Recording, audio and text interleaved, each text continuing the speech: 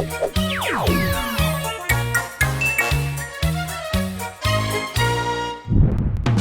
chào các bạn đã đến với kênh Thiên Anh Show. Hôm nay chúng ta sẽ làm món bò bít tết nha.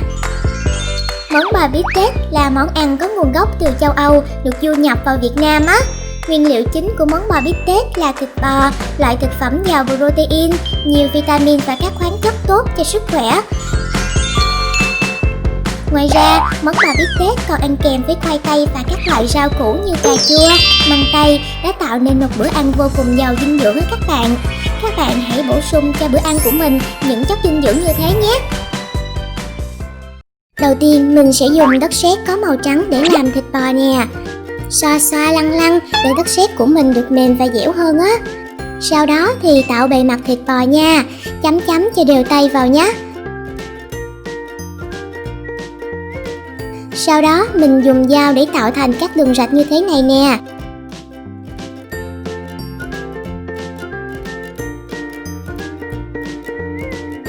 Dùng vật có đầu tròn và nhỏ để đồ đậm lại nha, đồ theo những đường như lúc nãy. Tiếp tục mình dùng đất sét màu trắng để làm trái cà chua nha. Này thì mình ngắt nhỏ ra nè, sau đó xoa cho nó tròn lại. 4 trái cà chua luôn. Mình dùng vật có đầu tròn và nhọn để tạo cuốn cho trái cà chua nha. Rồi dùng đất sét màu trắng tiếp theo để mình làm măng tây nha. Mình lăn cho nó dài ra nè. Một đầu hơi to hơn đầu còn lại nha. Rồi tiếp tục dùng kéo để tạo thành các lá như thế này nhé. Mà các bạn cắt cẩn thận chứ không sẽ bị đứt luôn á. Từ từ thôi nè.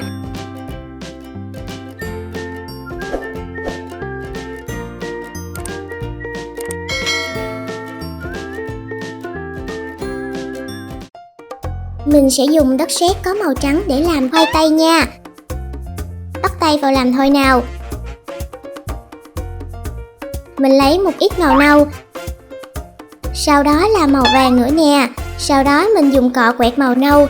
Rồi tô lên miếng thịt bò lúc nãy nha. Tô cho hết miếng thịt bò này, chứ tô không hết là thịt bò nướng chưa chín đâu á.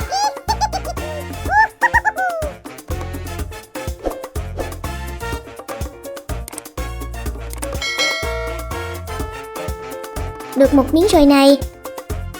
Sau đó dùng cọ quẹt màu đen, ít màu nâu. Rồi mình tô lên thêm nha.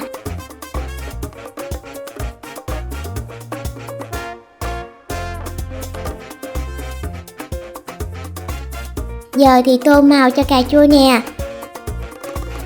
Lấy màu đỏ ra nhé. Rồi mình dùng vật có đầu tròn, nhọn để giữ trái cà chua lại. Sau đó thì tô màu lên. Công dụng của nó là để màu được đều lên trái với không bị lem vào tay á.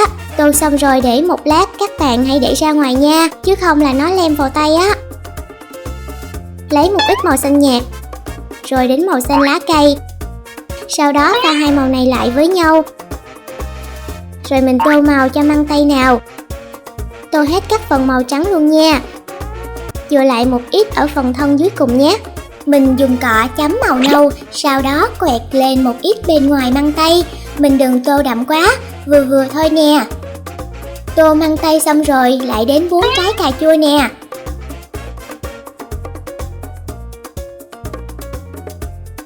Chấm thêm một ít màu trắng và màu vàng, sau đó tô lên khoai tây nha. Cái tay mình bị lem tùm lum luôn rồi nè.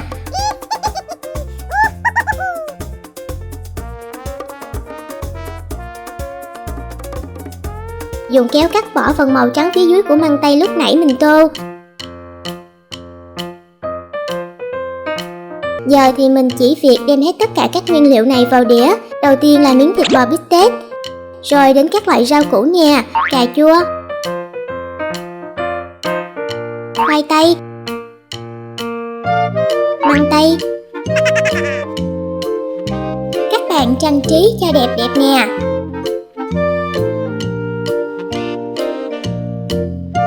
Phủ một lớp màu xanh lên cho bắt mắt và hấp dẫn hơn nha.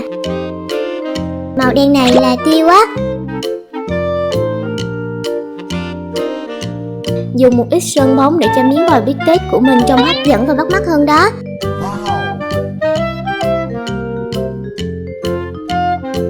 Rồi giờ chỉ việc đem ra thưởng thức thành quả của mình thôi nào. Các bạn nhìn nè, món bò bít tết ngon làm sao. Miếng thịt bò thì căng bóng, ú nu ú nòn hè. Còn quả cà chua thì ta nói bé bé xinh xinh, măng tây thì tươi ơi là tươi luôn. Còn khoai tây nè, các bạn nhìn màu thật là đẹp đúng không? Các bạn nhớ đăng ký kênh Thiên An Show để xem thêm nhiều video mới nha. Bye bye!